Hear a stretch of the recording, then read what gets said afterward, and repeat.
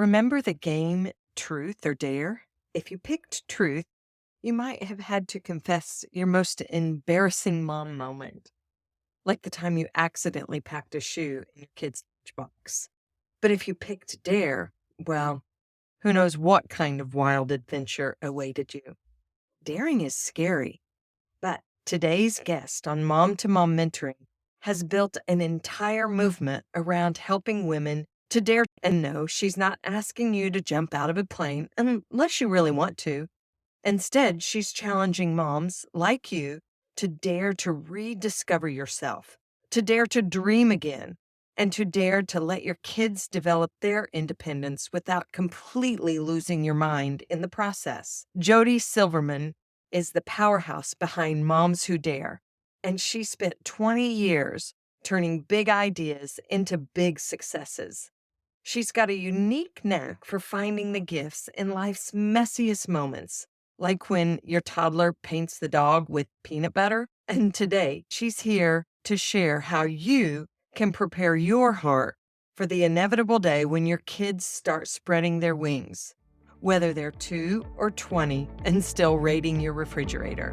So grab your coffee, your mom cape, and maybe a tissue or two, because let's be real, this topic might get emotional. And let's dive into this conversation with the Queen of Dare, Jodi Silverman. Oh, and before we jump in, if you're ready to align your life with what matters most, join me for my free masterclass on March 10th and 11th during lunch. It's called Align Your Life with What Matters Most, and I dare you to sign up at momtomommentoring.com/values. Let's make sure your life reflects what's truly important to you. Now, get ready to be dared into greatness by this master at daring you to dream again. Jodi, I know there has to be a great story behind this idea of building a community, inspiring and encouraging women to dare. What is the story behind it all? It's my fun word for stepping out of your comfort zone and trying new things.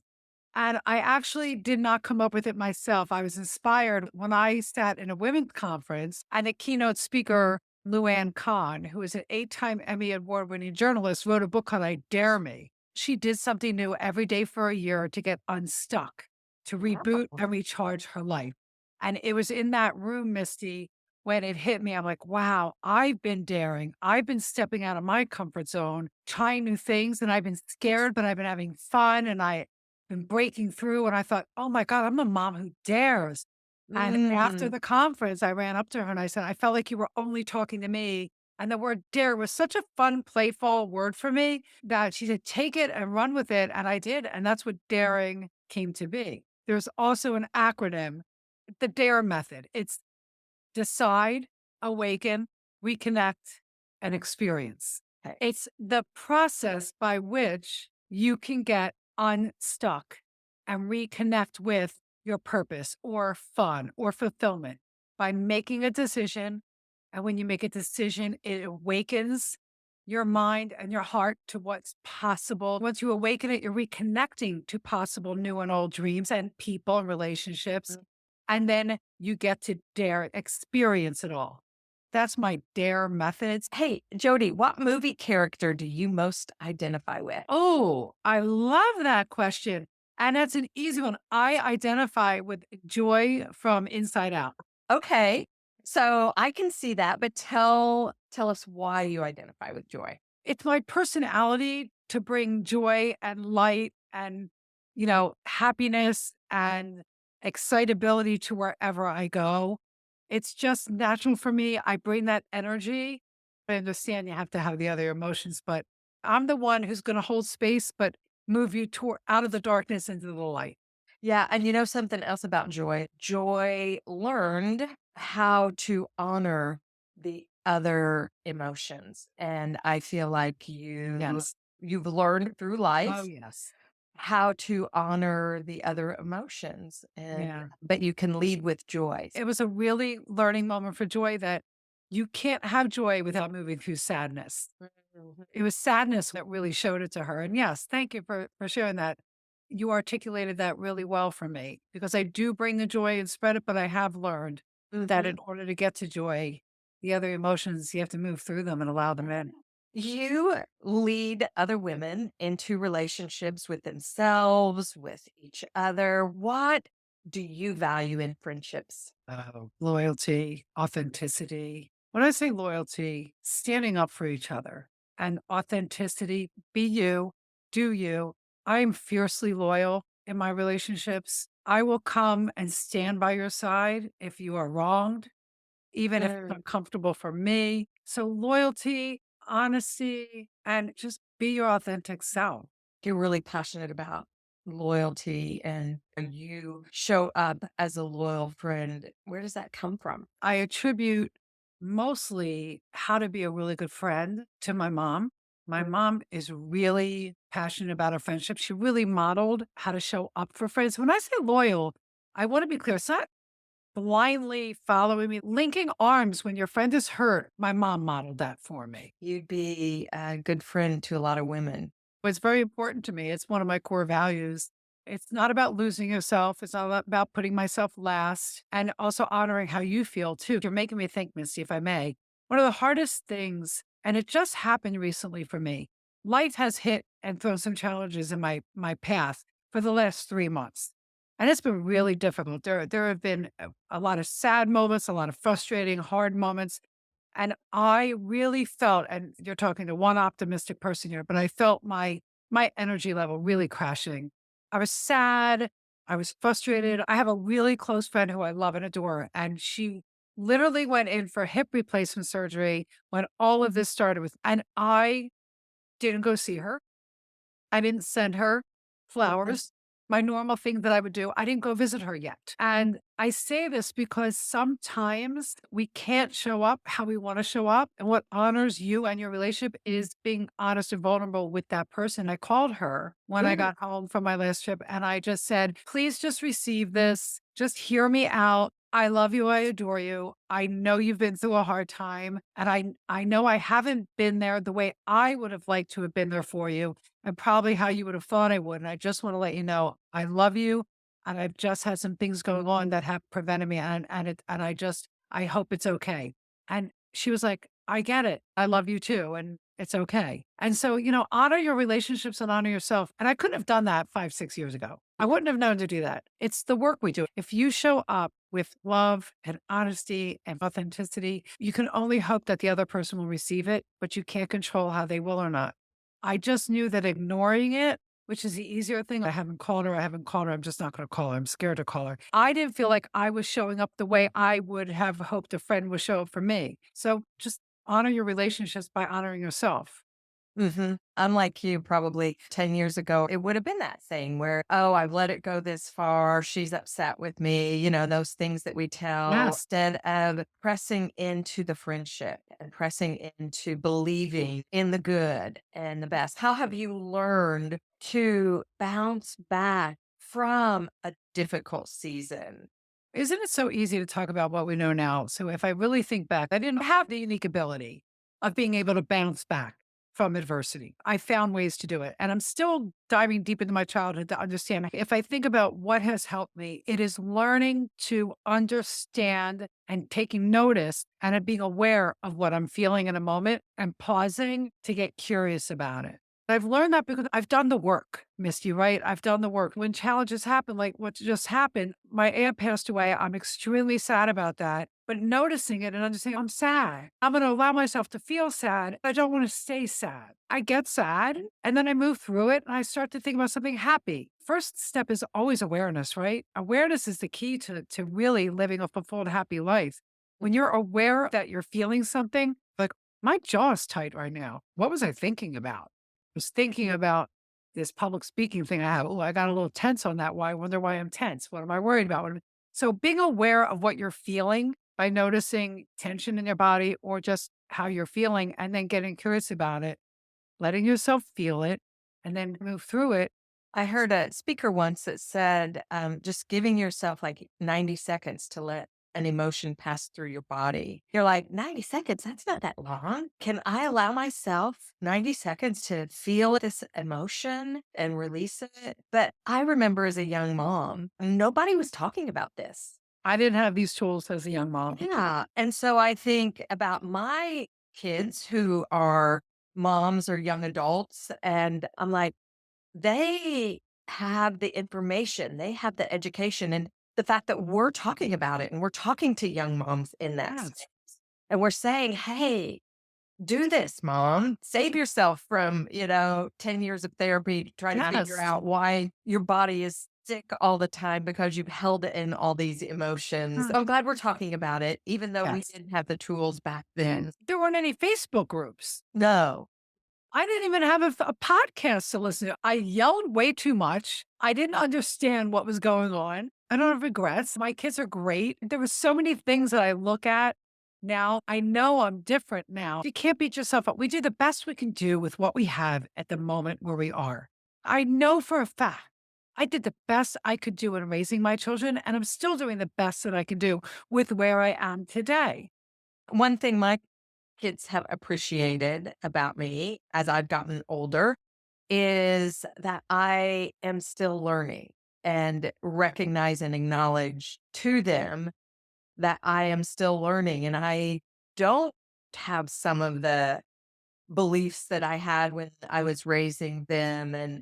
But it's like you said, we do what we know to do, but then being humble and Yes. going to them and saying, hey, this is something that I did. It looks like it's caused some disruption in your life as an adult. I think, Missy, I think that's right on. I think the best gift we can give our kids as moms is to model the behavior by apologizing, by affirming, by recognizing, whatever you want to call it.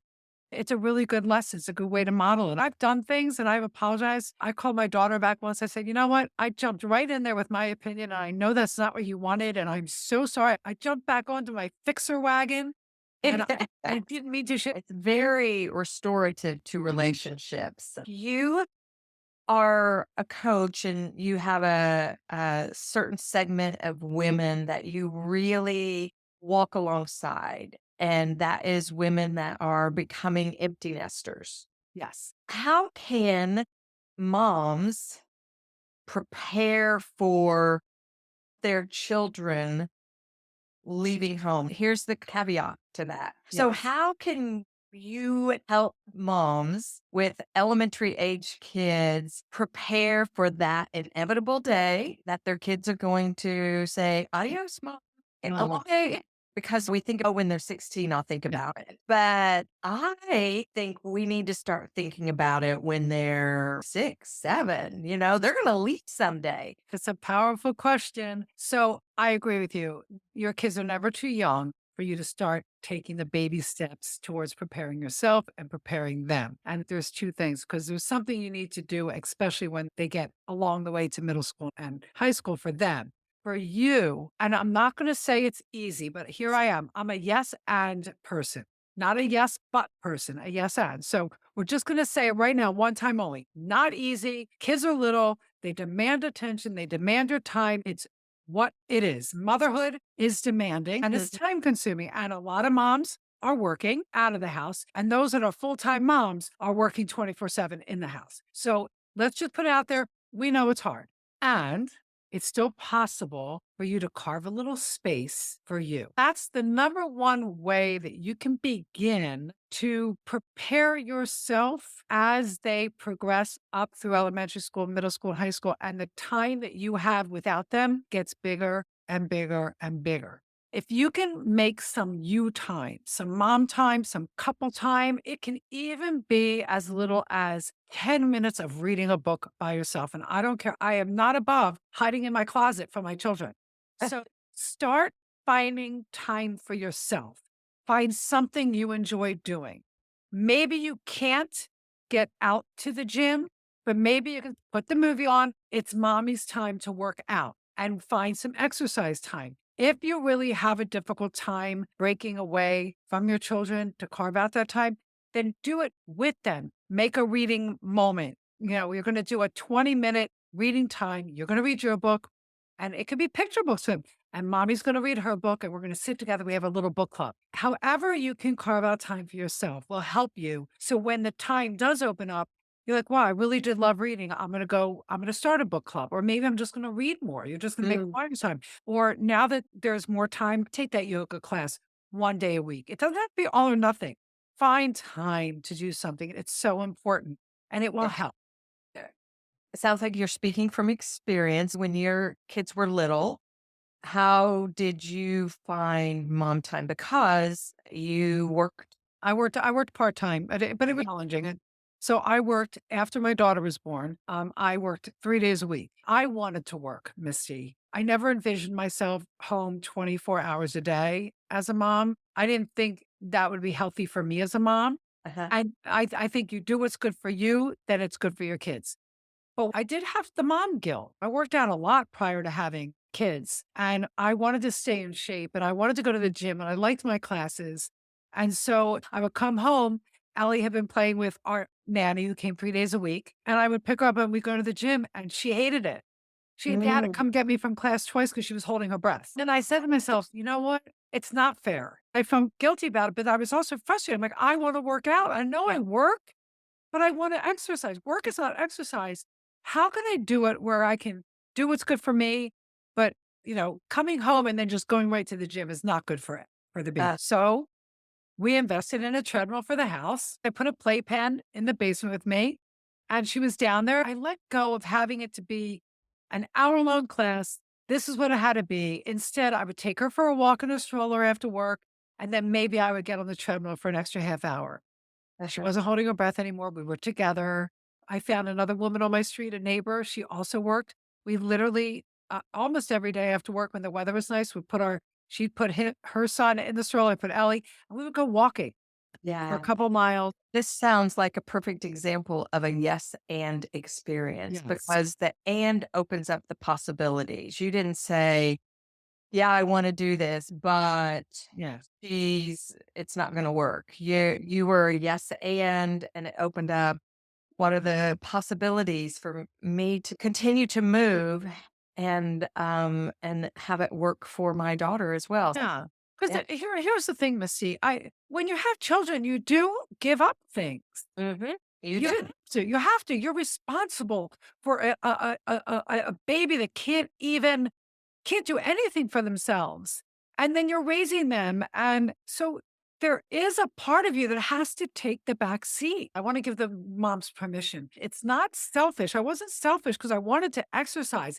If I didn't exercise, my health would suffer. If my health suffers, then me as a mom would suffer. So how could I do it? Walking with the stroller was a really Uh-huh. good way to do. There's Yeah. always a way to find something There to do. is, and I totally agree. I'm a options person. Let's look at all the options. There's Yeah. possibilities. Let's brainstorm. And now you said, so here's what mom can do, even when kids are little, to begin to prepare her heart for that inevitable day. You mentioned what mom or parents might be able Do to for them. begin to prepare the young person. This is a win-win for both because it's Oh, going to empower your children to feel confident in making decisions, conflict, and advocating for themselves. The first reaction might be what I'm about to share is that's going to give me stress and anxiousness and worry. I don't want them to have to struggle.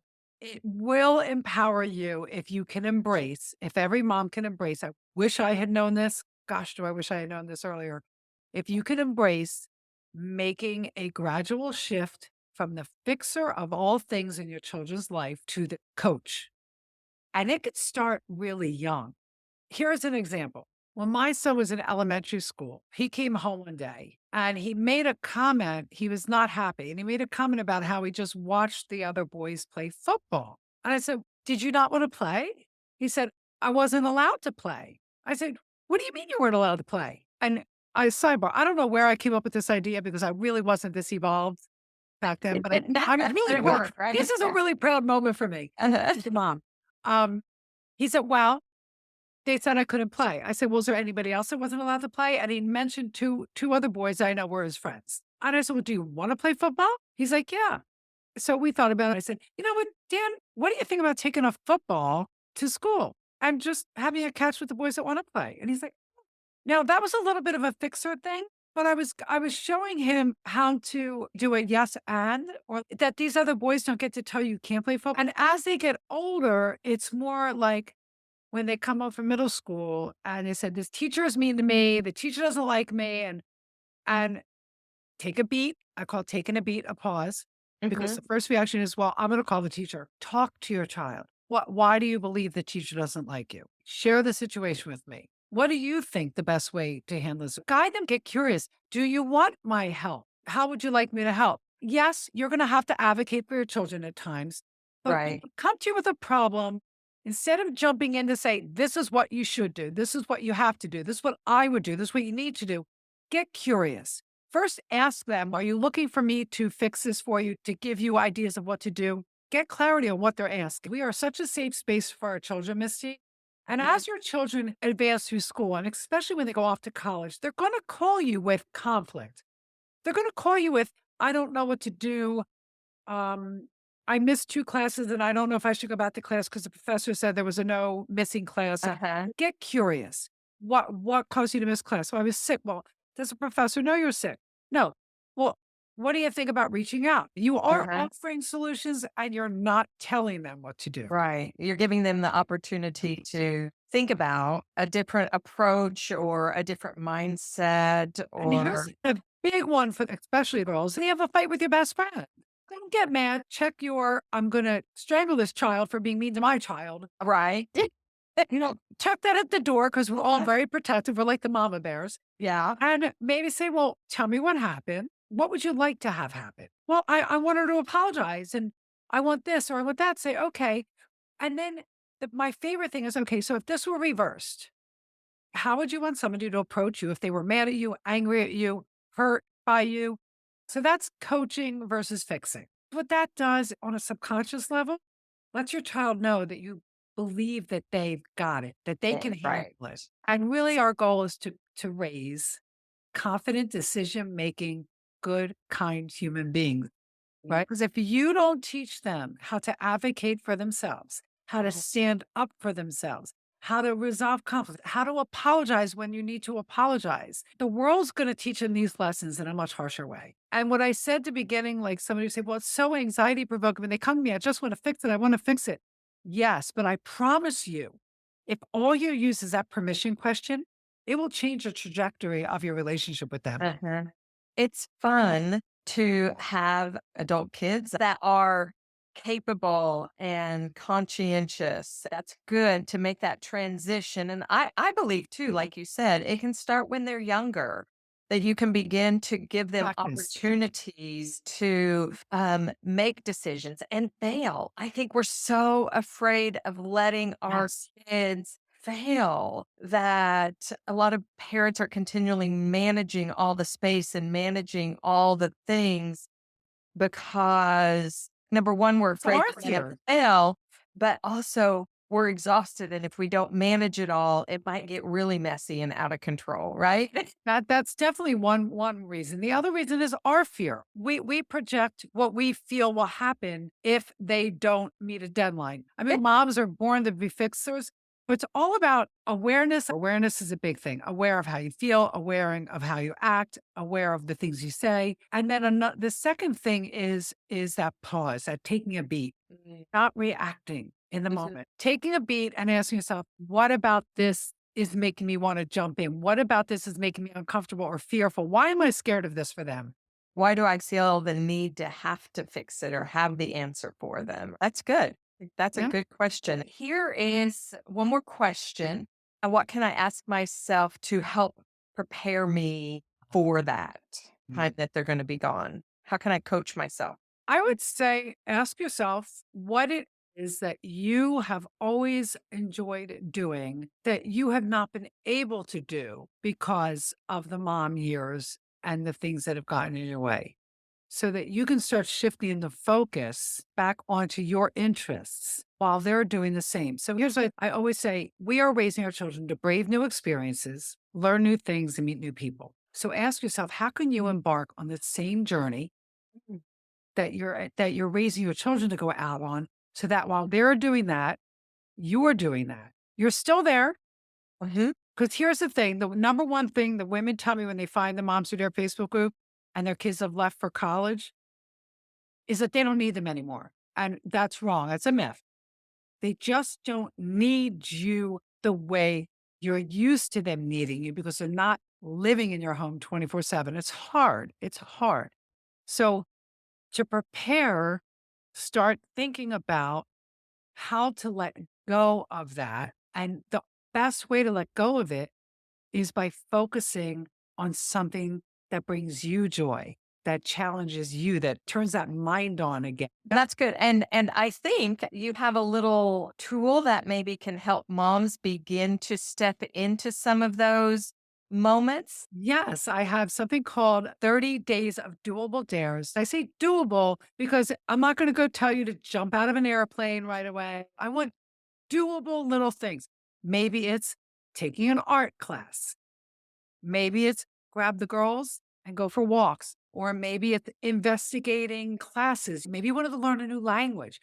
Doable things, even volunteering. There's nothing Mhm. more purposeful or meaningful and getting you out of your own head than doing for somebody else. So it's 30 days of doable dares to get you moving and taking action on things for you. I downloaded it.